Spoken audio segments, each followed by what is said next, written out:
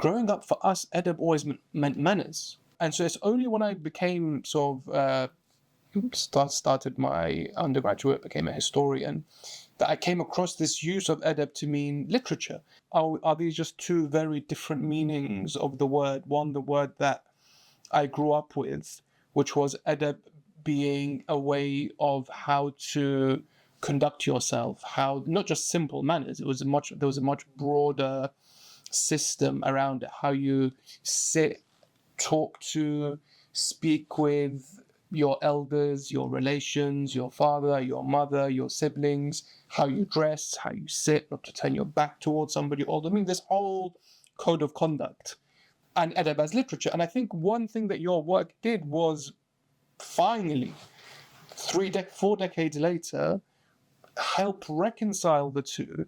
So let's go back to that relationship between literature and in particular storytelling and conduct. And I think if you look up sort of the dictionary meaning of adab, you'll find that these overlap, right? Conduct, table manners, and writing, they overlap. When we think about the Arabian Nights, the 1001 Nights, where we think about stories, we don't consider them as part of adab.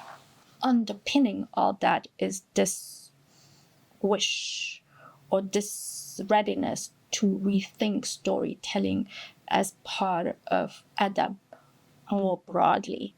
In our cultures, conduct and literature have never been separated, not in the sense that when you write a story, you're not being original or not being creative.